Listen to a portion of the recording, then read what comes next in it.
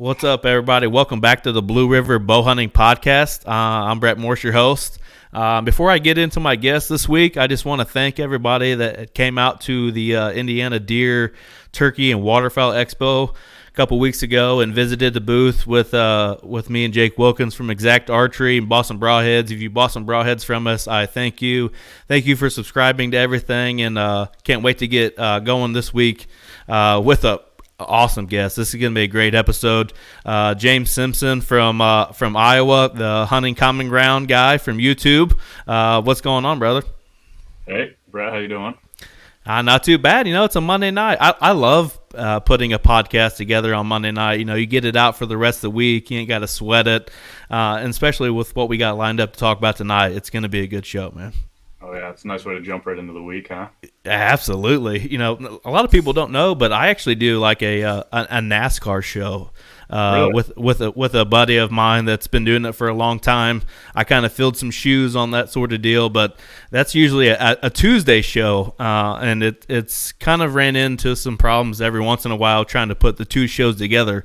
You know how it is when putting YouTube and content together, let alone put two podcasts together. It can be a handful sometimes. Oh, yeah. I'm sure if you're doing the NASCAR thing, then you're busy on Sunday too, right? Absolutely. I got to pay attention, right? Because I got to talk about it once a week. Yeah. But for somebody that doesn't know you or know your stuff, introduce yourself a little bit. Okay, I'm James Simpson. I'm originally from upstate New York. Moved out to Iowa, the end of July. So haven't even been here a year yet, half a year. I drew a non-resident tag last fall, so a year ago. Hunted out here, was unsuccessful. I missed a really nice buck, but I loved it so much that I had to figure out how to get out here. So I took a job out here and moved out. Like I said, the end of July, and been bow hunting for 22 years. And I left my job as a state correction officer, so I went from law enforcement to now I'm creating content for an archery company. Yeah, That's awesome. How many years did it take you to draw that initial Iowa tag? I think I had 4 points, so it would have been on my 5th year, so 5 years. Yeah. This is going to be my second year putting in for my Iowa preference points, kind of putting it together with some buddies to come out there eventually. It looks, crazy as it seems, it looks like 2028 is going to be my first year to draw for Iowa. Really? Yeah, and I'm looking forward to it.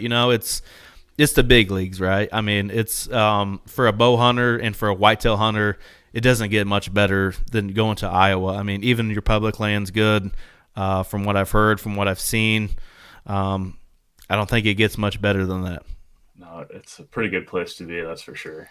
Yeah. So when you initially drew out there and you went out there, did you hunt public land initially? I did. Yeah, that's all I've hunted out here, and still, as a resident, that's still what I'm hunting.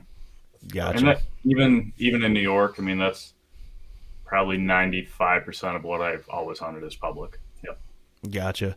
So you do the hunting common ground on YouTube. How exactly did all that start for you?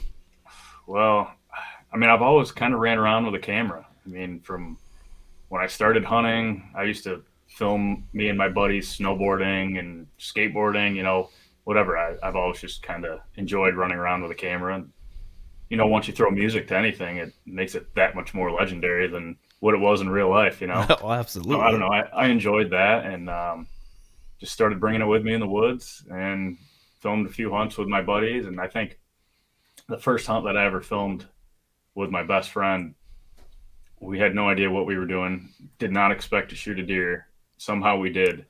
And I'll have that just stamped, the smile on his face after he shot this doe and it ran away, his mouth full of braces, Right. We were the happiest little 15-year-old kids out in the woods, And I don't know, that's always stuck with me. Mm-hmm. And I enjoy bringing those memories back that I make in the woods and bring them back and show my family, my friends. And now that we can throw everything on YouTube, you're showing the whole world, That's one of the funnest things when it comes to YouTube.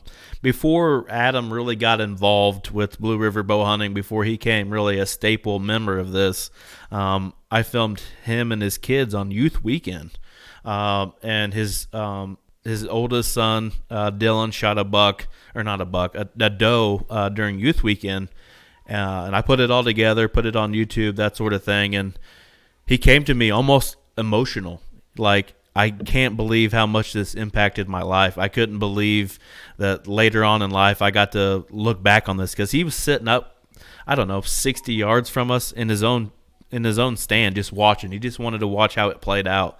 Really? Shot a doe on that weekend. We put it together. Him tracking the deer, us dragging it out, that sort of thing.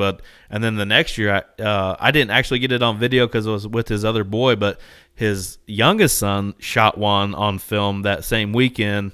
We put it all together, sort of deal, and it was just like he said, I can't thank you enough because I get to go back and watch this for the rest of my life. That's true. And then he shoots I say a stud. A lot of people don't agree that a 130-inch deer with a bow is a stud. I think it's a stud personally.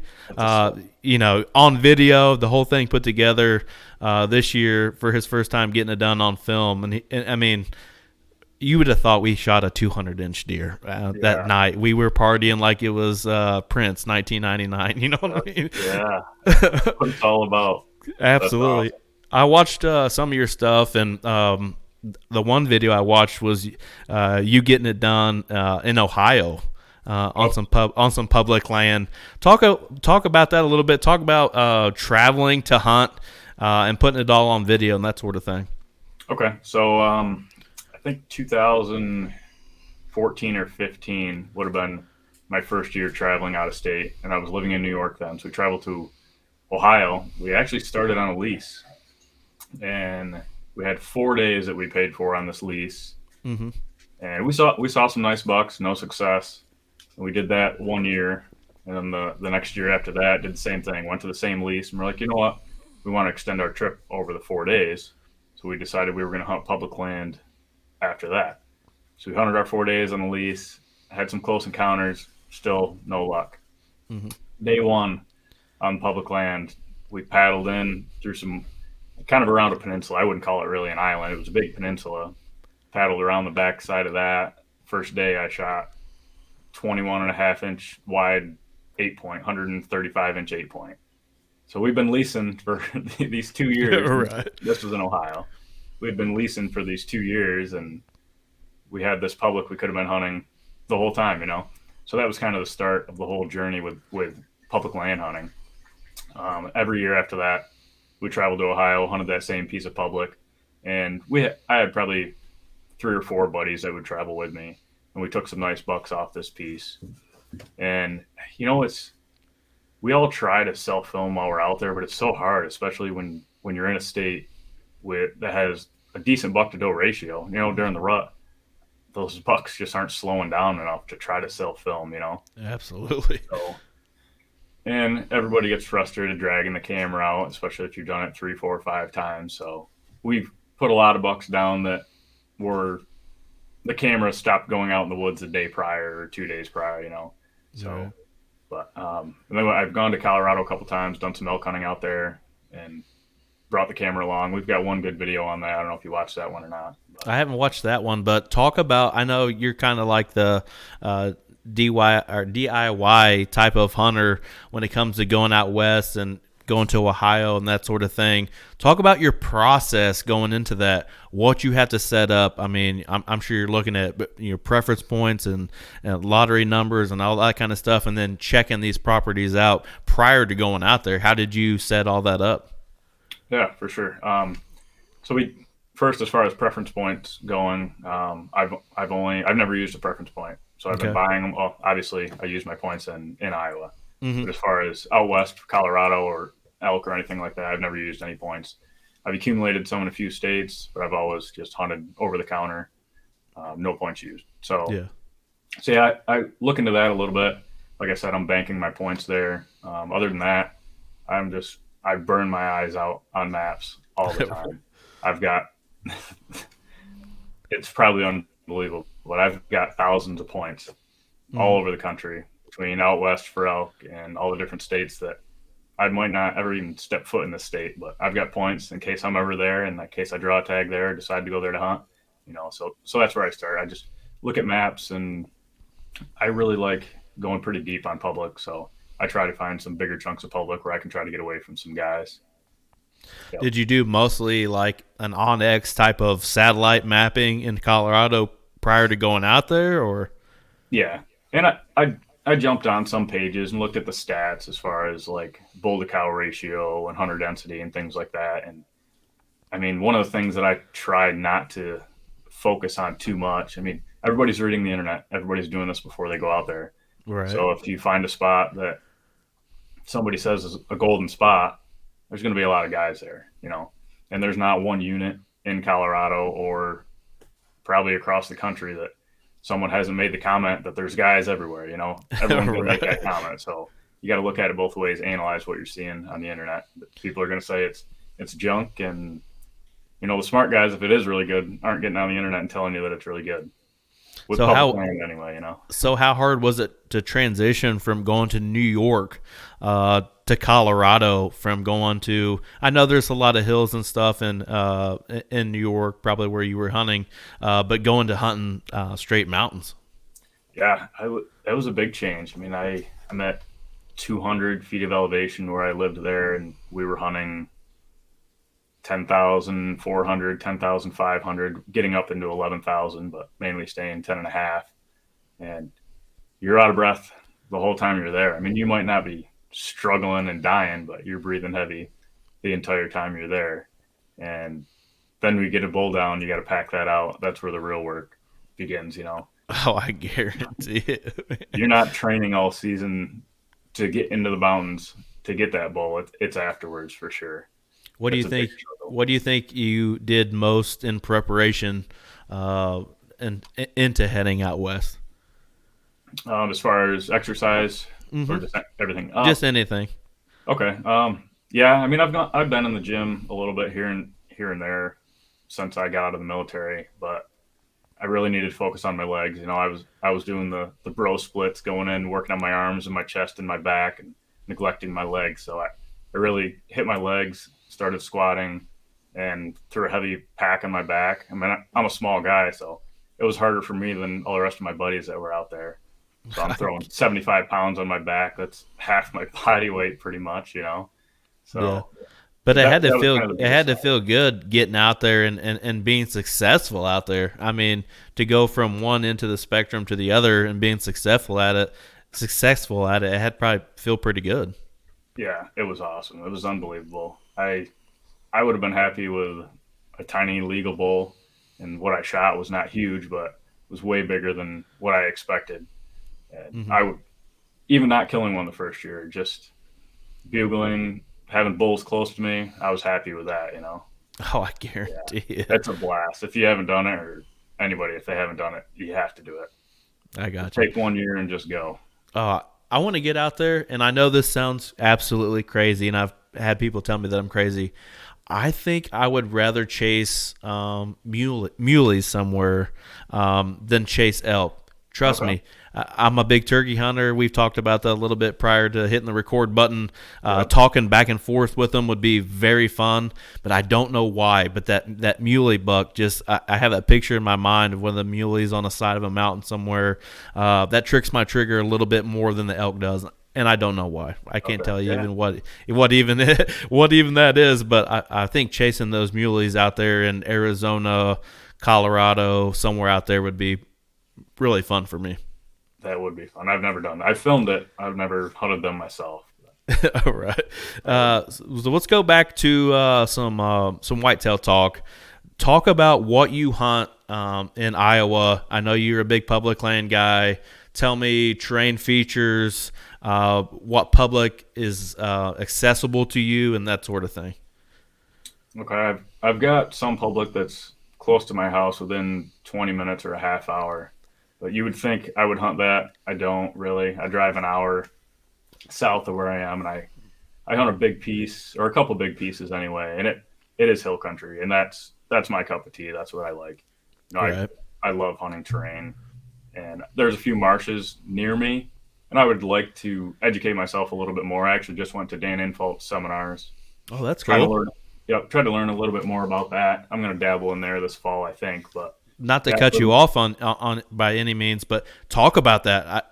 Dan Infalt's seminars. Talk about what he went through, what he covered, that sort of thing. I didn't even know that was a deal. I would love to go to something like that. yeah, it was great. There was probably a dozen guys that were there, Mm-hmm. and we did a little meet and greet at this building that he had set up. Ate some food, and he talked about what we were going to look at throughout the day, and then we walked right out through the cattails, through the marsh, right into his spots. Yeah. You sign a waiver before. Just he wants to make sure that he's not going to draw a crowd onto his spots. Right. If it's an area you're interested in hunting, he just kindly suggests that you don't go to the seminar. But yeah, we got right to trees that he's killed his biggest bucks in.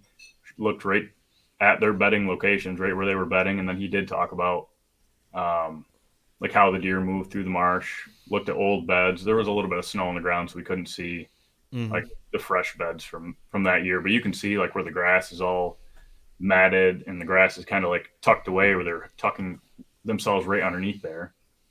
And for the most part, they're betting on points, and he tries to find the first producing oak tree or whatever he can get as close as he can to that. Obviously, he's playing the wind set up that way. Yeah, it was really cool. I learned a lot. Oh, I guarantee you, I've learned a lot off of him. I think it was Hunting Public or somebody that he did a podcast with several times. I've heard him a bunch of times, but it was him talking about how he went basically on Public, attacking those ridges that he thought bucks were bedding on.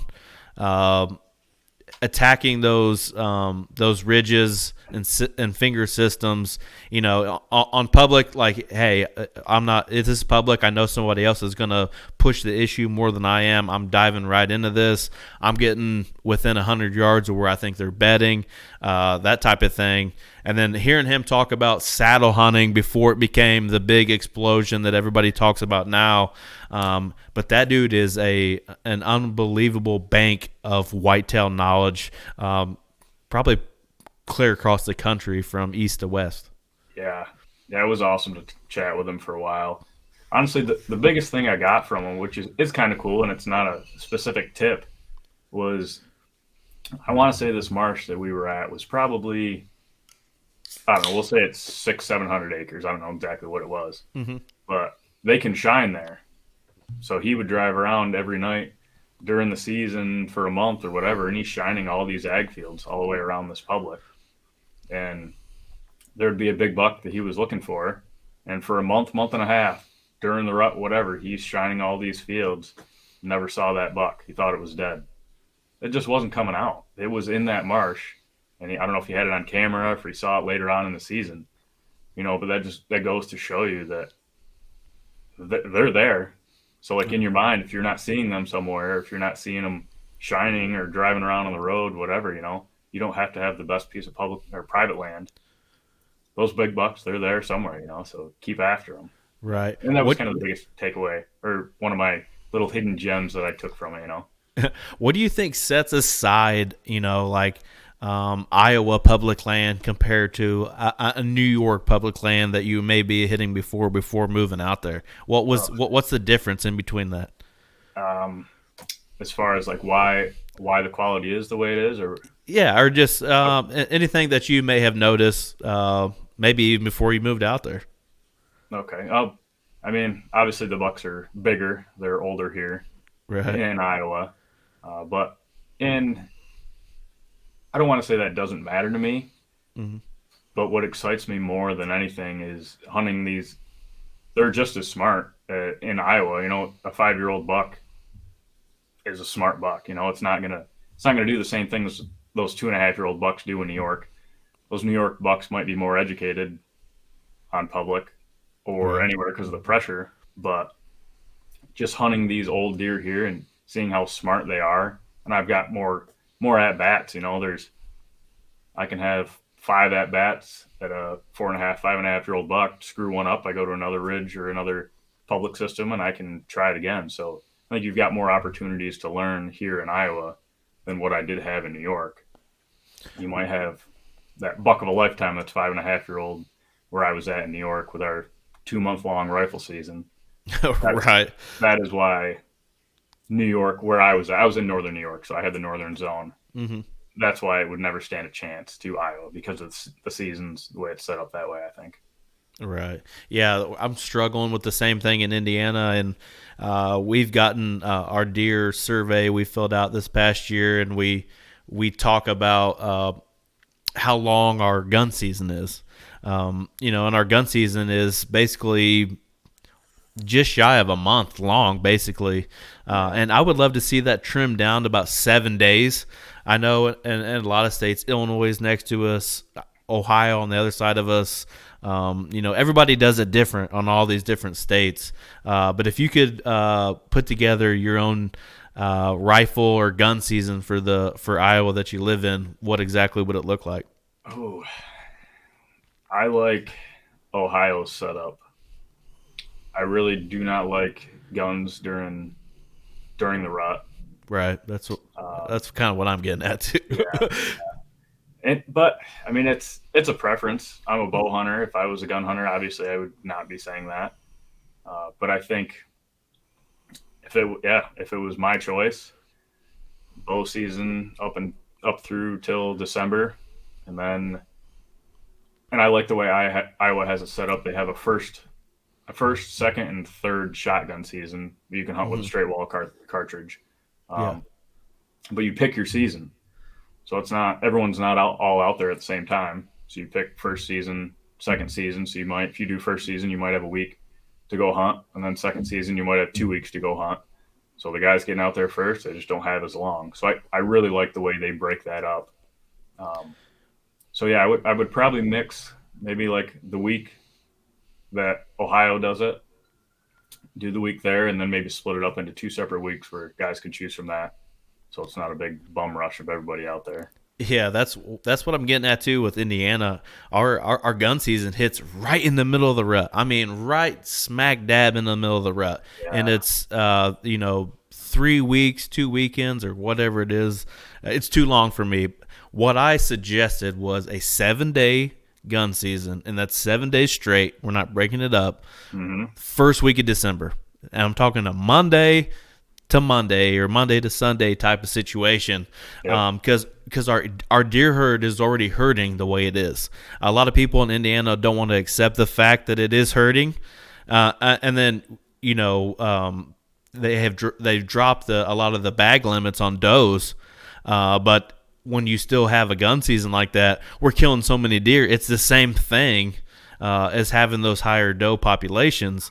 And if you're hurting that much, you need to tone it down. Your bow hunters are going to do great.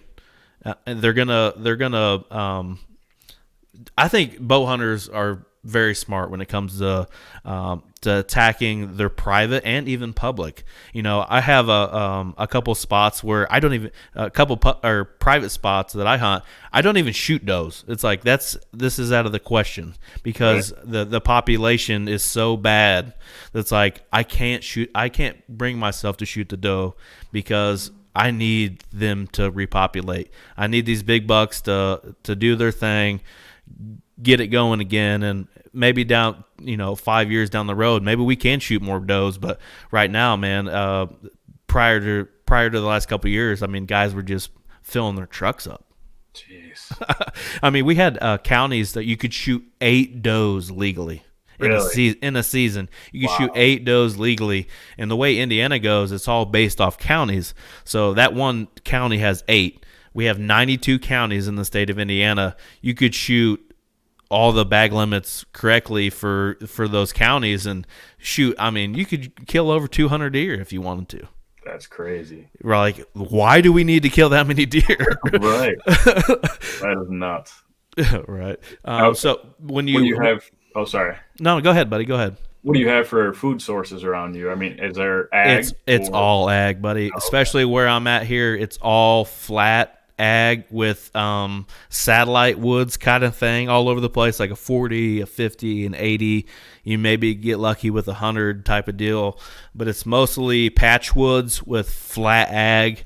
And that's how we get them big around here. They are corn-fed deer. That's why they get so big. But it's just our population's hurting. I don't know if it's we had where I live at, EHD is hit. I mean, just super hard. It's crazy. We found over 20 something deer on the river in the last couple of years. I mean, I'm talking 160s, 130s, 140s, all summer long in a kayak, and it just make you sick. That's crazy. Yeah, we got hit in New York. Was it last year? But I never imagined it would make it up that far north. But yeah, we got hit pretty hard last year out there. So when you attack these these public properties, how exactly are you doing it as far as your equipment? You going in with a climber, a lock on with sticks, a saddle? How are you approaching things? I run both the sticks and saddle or sticks and a hang on, and it kind of depends. If I've gone in and pre-scouted the area, like I said, I'll mark up my Onyx like crazy. If I find a spot, find a tree, a lot of times I'll mark that with a tree stand marker. And normally I'll leave it yellow, meaning I know what tree I'm going to be in, but it's not prepared. Like I don't know exactly what I need. So a lot of times I'll mark it with that and say 3 sticks and a hang on. So then I know I can go in there with 3 sticks. That's all I need. I don't need 4 sticks or whatever. But if I'm going in blind, completely blind, I don't know what tree I'm going to or whatever, most of the time I'll have sticks and a saddle. How have you adapted to the saddle setup? Is it something that you've kind of just rolled with? You made adjustments on the fly? As far as what kind of tree that I'm in? Yeah, just anything. I mean, like when I first started, it was kind of like, yeah, I could probably get in this and do that kind of thing. And then, like, as I went on, I got faster with putting my sticks up. I made adjustments to my saddle. I made adjustments to my platform, my camera setup. Like, you just kind of adjust as you go when it comes to a saddle, I feel like. Oh, yeah. Okay. Yeah, I've actually saddle hunted for a long time, back when Trophy Line had their neoprene saddles. I think 2011 or 2012 was when I bought my first one. And I started out with a ring of steps. I don't even know what company it was. It was the black plastic ring of steps. I think Bullman or Bull Outdoors or someone makes one similar now. Mm-hmm. But I had rigged one strap with the plastic ring of steps around the top. Ran with that for years, and then they came out with the Predator platform. Mm-hmm. So I bought that, tried that, thought it was the most comfortable thing. I used that for a while. Then I had a buddy that bought a saddle, and I let him borrow my platform. I used my ring of steps out in the woods. We were in Ohio. I'm like, I don't know why I ever switched from these. I love them. So, right. I stick with my ring of steps now, and I've got an out on a limb, really small camera arm, the Reach. I use that when I'm saddle hunting. And, and kind of like you were saying, I'll try to judge the tree and see which way the angle is, and sometimes you're uncomfortable for a couple hours, but right. It is what it is. That's mobile hunting, I guess. I think the saddle changed my game so much because for years I'm not much of a public land guy. I have been the last couple of years, basically just on a couple trips that I take every year. But mostly I'm hunting set up lock-ons, preset hang-ons that have 2 stands so we can film out of them. And then when I did this and started saddle hunting and stuff, it just changed. It just gave me a whole new outlook on whitetail hunting. It was like, wow, I can do this and I can move wherever I need to. And for the most part, it doesn't have to be a huge tree or whatever. I mean, it just changed my game completely on everything. And I didn't shoot my buck out of my saddle this year. I ended up shooting it out of a preset hang-on that I've had there for several years. But I think it's changed me as a hunter going forward as being in the saddle. For sure. I think being mobile is one of the best advantages you can have. Public land, private land, whatever. I mean, how many times have you gotten to a tree and the Weather Channel says the wind's blowing one way, you get there, it's blowing the opposite. Right. With a mobile setup, you just go set up where you need to, Absolutely. What are you doing as far as scouting these properties? How are you going about doing all that? Well, since I am hunting about an hour away, when I do go, it's kind of an all day process for me. But I've been getting out just about every weekend, and since I'm still pretty new here, so I've been checking out some new spots too. And I'll jump on my Onyx the night before, a couple days before, and kind of plan out. I'll track a plan out some ridge lines that I want to hit. And I plan for hunting leeward sides of ridges, saddles, things like that. Any diverse cover, transition lines. I look for that and yeah, try to run out and maybe pick up a horn here or there or an Yeah. antler, I guess. But Are you running any trail cameras on those places while you're not there? yeah, I am. I think I ran 12 or 15 cameras throughout the season this year. Yeah, and I don't check them like crazy. I don't check them every week. If I happen to hunt there, I'll check one after my hunt or whatever. But I had multiple cameras that soaked through the whole season. How exactly are you setting these cameras? Where are you putting them? Is it like you're near bedding, a food source, transition area? How exactly are you putting these cameras up? I do like scrapes. I'll set them on scrapes, close to bedding. I don't really set them exactly where I'm gonna set a stand. So if I'm just setting up on a pinched up travel corridor or whatever, I probably won't put a camera there. Destination areas uh, like scrapes, probably my main areas that I set them. Yep. That's awesome. What about stand locations when you do go in there and get set up on some of these bucks? Kind of the same question. Exactly how are you setting these stands? Travel corridors or just kind of going off sign? How are you setting up? Yeah, going off sign, and I do like saddles. Like I said, leeward sides of ridges. So once I get in there, just look at the sign from there, and if I see a bunch of runways coming together, I don't want to say I set up right on that because I do think mature bucks specifically will take different routes than all the other deer. They Hmm. do like to be downwind of that, and a lot of times it'll take me a couple setups to figure out how the deer are moving and where I've got to be. So That's yeah, awesome. I know you're a big filmer. Obviously, we talked a little bit about it before. Talk about your gear setup as far as your camera stuff goes. Your camera, your fluid head, your camera arm, that sort of thing. I've got so much equipment. Right. I do. So I mean, that's what I do for a living now. So I've got a lot of gear. If I'm going out for my first time, like kind of like if I'm saddle hunting, I don't know where I'm going to be. I don't know how far I'm going to be walking. I'll Hmm. bring the lightest weight pack that I can. So I'll have saddle sticks that out on a limb reach, and I think small rig makes the fluid head that I use. It's tiny. It's about that big, That's and awesome. I was running a Sony RX 100 for it's a tiny little Sony camera. It's got a little manual focus ring in the front of it. It's got great autofocus. That is awesome for a tiny lightweight camera. So I was Mm. running that for a first time in, and then other than that, I've got an A7 IV. I'll either run an 18 to 105 lens or a 70 to 200 if I'm going to run a POV camera in the tree with me. Do So you yeah, for do the most you part, that's my setup. do you run like a Zoom remote and that kind of thing too?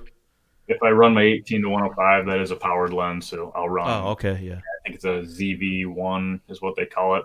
Hmm. It's a little plastic, feels like it's a cheap little Amazon toy, but Right. it'll zoom and hit record. That's about all it'll do for that. I think I had a Canon before, and that one I had a Verizon remote for, but it won't work in my Sony's. So For somebody that maybe just new into filming or just trying to get into it, what's some advice you can give somebody on trying to film their hunts? keep it as simple as possible. Don't overdo it. I think if you overdo it, I mean, if you look on all these Facebook pages and everything, there's guys selling cameras just as fast as they're buying them. Right. I think guys get in their head that they're going to bring all this gear out there with them, and if you hunt 4 or 5 times, you don't get a kill, or a lot of times you don't even see a deer. You get frustrated with it and stop bringing it. So keep things as light as you can. Keep it as simple as you can. Have fun with it. If you're not having fun with it, stop doing it for a couple days. You know what I mean? Absolutely, for Leave it at the sure. house for a few days and then bring it again. It seems like I love filming for my guys, but when it comes to self filming for myself, it's like, yeah, I'm leaving the camera in the car, like, or the truck or whatever. I'm going out there. I'm just gonna go hunting because normally I'm 90% of the time I'm behind the camera. So that 10% I get in front of the bow, it's like game on. I don't care if I got a camera looking at me or not. I'm about to smoke something. Oh yeah, for sure. Talk Yep. about. Sorry, what did you say? Okay. I just said that's the way you got to be. We do this for fun, you know. You don't. For sure. If you're not having fun, then stay home, relax, leave the camera at home, whatever you got to do. The next time you go out, have a blast. Oh, for sure. And we look at it like work sometimes, trying to put videos together and that sort of thing. But sometimes I have to remind everybody, hey, we do this for fun. We ain't getting paid to do this. Wow. Like let's have fun with this. If you don't enjoy me sitting behind you with the camera, I'll go hunt by myself and I'll kill something or get on a big buck or whatever. I don't have to do this. You know what I mean? Like let's. I don't want to make this a job for you. I want everything that we do. I want it to do for fun. Exactly. You know. But talk about managing those social medias and that content creator sort of role. Talk about everything that goes into it. Well, there's a lot. Right. And every time you turn your head, there's another platform that pops up that you got to jump on, you know? For sure. I've got one other buddy, Derek Stoner. He runs that TikTok probably more so than I do. Mm-hmm. He's like I don't know what you call him. He's the know-it-all with that, that's for sure. He knows a lot more about TikTok than I do. So he's on there quite a bit. Once in a while, I'll make some edits and throw them on there. Mm-hmm. But for the most part, Instagram and YouTube, I'll edit all the videos on YouTube, throw them on there, and then Instagram. Honestly, I don't keep up with it as much as I should. That's for sure.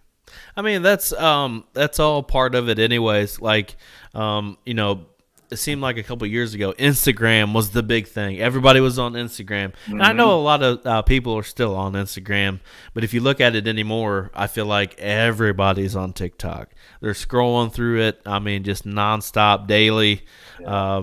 And if they find your stuff on there, I feel like that could be the place to be to pick up a lot of subscribers or bring attention to your brand. For sure. I'm pretty new to TikTok, and I've got a love-hate relationship for it. But Right. I'm trying to like it more, you know. I think I've just got to get my feed right or something, he says, right? Yeah. I've got to keep swiping until I've gotten the right feed where I'm happy with it. I've got so much randomness on there now that I get sick of it. And to bring that up a little bit as far as social media content, it's crazy how edited or censored a lot of it is. I put a video up on TikTok the other day. I honestly don't know what I did wrong. I have no idea what I put on there that would trigger a red flag. But it got kicked off in like the first 10 seconds that it was on there. The only thing I can think of is I had a little 2-second clip of us pulling a walleye out of the lake, and it wasn't even anything crazy, and it got booted, and I see this crazy stuff on there with girls shaking their booties and some nudity and all that kind of stuff, and it's like, wait a minute, like what's going on here? I don't understand that sort of thing when it comes to TikTok. Yeah, that's crazy. You got to walk a fine line, especially the hunting community. I don't even know how we're supposed to do what we do on there, you know? Right. They don't want guns on there. They don't want dead animals on there. And is it a Chinese platform? It's a Chinese platform, which you walk down the street in China, how many dead animals are hanging in these meat markets, you know? That's why I love the social media app Go Wild. I don't know if you've ever heard of Go Wild or not, but it's a uncensored, basically a hunting platform. It's for the hunter, it's for the fisher, it's for the trapper. You put your stuff on there, it's uncensored, everybody's commenting on it. There's so many different threads that you can get into if you just want to look at deer hunting stuff. You can look Okay. at just deer hunting stuff or turkey hunting stuff or whatever that case might be. They've been great friends of mine ever since I started this show and stuff, and we've partnered on a few things and that sort of thing. But Go Wild, I feel like, is the future for the outdoorsman when it comes to social media. Sounds like a nice place You to have to be. check it out. Get Common Ground on there. Yes. You'll see influence and stuff that like putting your say you do a turkey hunting video coming up and you put it on there. People are gonna like it. You could even hit like the nearby button during deer season and say, "Well, the bucks are running," or you're gonna see what everybody around you is kind of doing and that sort of thing. But it's definitely, I feel like, the future for social media when it comes to the outdoorsman. I'll have to check that out. I think I've got him on. I think I see his stuff on LinkedIn. We Yeah, might be yeah, yeah, friends yeah, on yeah. LinkedIn. Yeah. Yeah, Brad Luttrell. Yes. Yep. Yeah, he's an awesome dude, man. Awesome dude. Yeah, I'll have to check that out. For sure. So tell us about your 2022 whitetail season. What happened for you? It was an awesome season. It was a grueling season. Since I moved out here, I was not able to draw my tag until November 17th. Wow. When I became a resident, I had to wait 90 days after I got my driver's license or after I got my state residency or something like that. Mm-hmm. So I was already late into the rut, before I started to run around the woods. But I tried not to be a prick. I would scout on the weekends. I would check my cameras on the weekends. But if there was a guy parked in the parking lot where I was going to, I left it and I went somewhere else. But I think that helped me because I learned a lot during the season. I was able to scout during the season rather than sitting in a tree. I had a lot of nice bucks on camera. Really, one area in particular, I wasn't getting any people, and I had 5, 6, 7 shooter bucks over 140 probably. Nice. Yeah, it was crazy. So I hunted this hill a couple times. Actually, the first morning I went in and hunted, I checked my camera after I sat. I think I sat till about noon maybe, and I had a camera right there by my stand site. I checked that, and I had probably 150-inch buck. He had stickers all over the place. He was right at the scrape, right under my tree, half hour before I got there, and Wow. I didn't see anything during my sit. So eventually, I hunted a few other public chunks and some of the ones closer to my house that are like 20 minutes from my house. And I'd run into guys there, and I checked a few of my cameras over there and just didn't have the quality of bucks that I was looking for. Mm-hmm. So I went back to that one hill. It's a mile and a half walk. It's not a straight walk back, but it's a mile and a half that I have to walk to get back from my truck onto this hill. And I bounced around, hunted a few different spots on this hill, and I found that they were coming from a standing cornfield off private, walking. So it's almost like a ramp that comes right off this hill and drops right down into that standing corn. It's a crazy runway coming right from that standing corn up the hill, which is public, and they were all bedding in this green briar on top of this hill.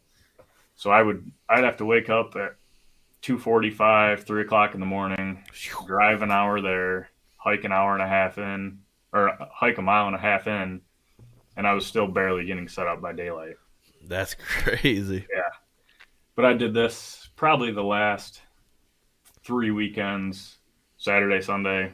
They had to be all day sits because these deer they'd get in on me at 10:30, 11 o'clock in the morning, and I'd have deer bedded around me all day long. And this was into December. I'm scrolling through social media and reading everybody's telling everybody they're done. The rut's over. Deer aren't moving. If you're not on food, you're not killing the deer. And I'm seeing these deer all day long in the spot that I'm sitting at. And I knew I had a couple nice bucks in there. And one morning, it was probably 11:30, midday, I guess. 11:30, I had a 130-inch. I think he was only a 3-year-old, 10-point coming up on my left side. And I grabbed my bow, grabbed the camera, started filming him, and I was debating on whether I was going to shoot him or not. I only had a few more days. I think I had 2 days left until the shotgun season started. So I was hemming and hawing, deciding whether I was going to shoot him, and I'm fine with eating a tag. If there's a buck there that's not what I'm looking for, I'll eat a tag. I'll shoot him next year when he's older. For sure. So um, I'm watching him debating on whether I'm going to put an arrow in him or not. And I hear a stick snap. I turn and look to my right, 35 yards. I've got a 160-inch buck walking right up the hill. And I'm froze facing the opposite direction, worried about this other 3.5-year-old. So I swung the camera over, filmed him walking up the hill. I threw everything I had at him. I was grunting at him, snort wheezed.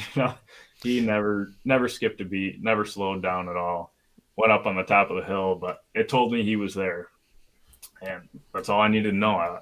I focused on that hill every day I'm only hunting only the weekends, so Saturday, Sunday, for the next couple weeks, and I got my shotgun tag, went back in there, and I looked at my maps and I saw where that standing cornfield was. And then I kind of thought where all these bucks were coming up on this hill. And they're not coming up this main runway that comes straight from the cornfield. They were all walking the whole lower edge of the hill, scent check. The wind was coming down the hill. They're scent checking the whole bottom of the hill all the way to the next property line where there was a fence. And then they walk up the hill. And that's kind of what I thought they were doing. Maybe they are, maybe they aren't. Maybe I'm getting in my own head. I don't know. The next time I went in there, I stayed as far as I could to that west side and hugged the private property going up that fence line. Stayed right on the edge, snuck in, came up the back side. And at 10:30 that morning, again, I saw another buck that I was right borderline going to shoot. Had him right underneath me. I'm filming him. 20 minutes later, the buck that I shot, he was 155-inch, 5.5-year-old buck. Nice. He popped out with a couple does at 60 yards, and I had a 350 Legend is what I was hunting with. I put one in him there, and then he circled around, slowed down in front of me at 40 yards. Gave him another one. He fell over 20 yards later. That was my season right there. That's awesome, though. Yeah. And honestly, I knew he was decent, but I did not know he was as big as he was. That's for sure. I was surprised when I got up to him. He was a nice buck. And that's the buck in the picture that I sent you there. That's awesome. Yeah, this would be his YouTube thumbnail picture for everybody listening or watching on the YouTube. What do you think going forward into 23? Even though you didn't get as much time as you wanted to in there, what's something that you learned going forward that's going to help you out in 23? Let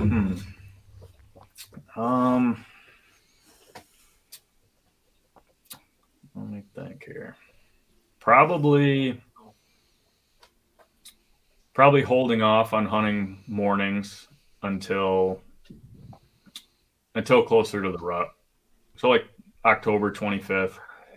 I do like hunting opening morning. So if I can get out opening morning, I'll probably throw a morning sit there. Yeah. Other than that, especially with it being a long drive the way it is, right. If I'm going in for a morning sit, I've got to get the afternoon, right? So right. Yeah, I'd probably hold off and not hunt mornings until the rut. That's awesome. So what do you have in store for the 2023 season? You only hunting Iowa, or what do you got in plan? Oh man, if it was up to me, I'd be all over the place. My new job, I don't get the time off that I had before, so I would love to be back in Colorado elk hunting. I will be out there filming, and I might be able to get a week off in between hunts out there. So if I can do that, I'd like to jump into the mountains, chase some elk for a little while. But other than that, unfortunately, I can't say unfortunately, I'll probably just be in Iowa, I think, for whitetails. That's awesome, man. I've kind of asked, it's kind of been a newer question that I've been asking a lot of guests here lately, but what's your dream hunt? If you could pick anything or any creature to chase around, what are you chasing? I think I'm doing it. Whitetails and elk, I don't really think about much more than that. I don't really have a desire to go to Africa or chase anything out there. Maybe a sheep. A Dall sheep would probably be the one other one that I might really be interested in. But I don't know if I have the pockets for that. My pockets aren't deep enough for that. I don't know why, but moose and bear are really high on my list. I want to get Really? those two done. Okay. I think I would enjoy taking pictures of them more than shooting them. I don't know why, but I just think they're both awesome animals. For sure. But yeah, I don't know, That's, just something about elk, screaming elk. Those bugles just I can they only hit, they hit imagine. me. I love it. Yeah. So I know you guys are big on the YouTube and stuff as far as chasing these turkeys around. Were you guys doing that this spring? I'll probably be in Iowa. That's the one bad thing about the whole group that we had. I'm in Iowa now. The rest of the group they're still in New York. So I've got guys out there that I'm hoping will come out. I know one buddy, he's planning on coming out and he's going to hunt with me in April. I'd like to meet halfway, get to Ohio, maybe hunt a weekend with those guys, even if I don't buy a tag and just film or something. But one of our real good buddies, he's in Pennsylvania, so Ohio's a good meeting spot for us too. So How is longbeards out there in Iowa? Pretty prevalent. seems like there's a lot more, but I don't know if it's just getting to me the fact that they're all flocked up. It seems like there's a ton of them out here, but I guess in a couple weeks when they start splitting up, I'll see. But I really do think there's more here than what I'm used to hunting in New York anyway. That's awesome. It sucks because where I'm at here in Indiana, there's literally nothing. I mean, I have a Really, flock here and there. It's not even something that I can hunt. really. It's super spread out, and I have to travel for turkey hunting. I'm going to West Virginia, Kentucky, Tennessee, and Michigan this year. Oh wow. But as far as comes to turkey, man, I'll travel because I love chasing them longbeards, Oh yeah, it's fun. It especially is. with the bow. Yeah, I've shot one.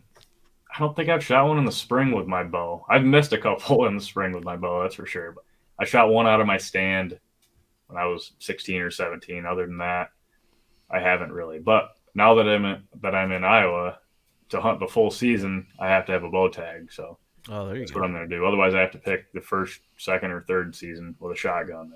I'd rather hunt all season with my bow. So Yeah, absolutely. hopefully, I can get it done this season. For sure. I hope you do, buddy. Yeah. Well, man, it's been a pleasure having you on, talking with you, man. It's been really cool. Iowa is definitely an interest of mine, and hearing some of the ins and outs of all that's been pretty cool, man. I appreciate you coming on tonight. Yeah, I appreciate you having me. Absolutely. Tell everybody where they can find you and Hunting Common Ground on social media. All right, we're on YouTube, Instagram, TikTok. It's all hunting underscore common underscore ground on Instagram. I believe it's the same on TikTok and then YouTube or yeah, YouTube. Just hunting common ground should pop right up. Absolutely. Everybody go check them guys out. They got some really cool videos. I watched a couple of them today prior to this podcast, but everybody go check them out. And if you're in podcast land, give us a rate and review. Check us out, follow and all that kind of stuff. And then YouTube, give us a like and subscribe and share with your buddies. But y'all have a good rest of your week, and we'll see you again here next week.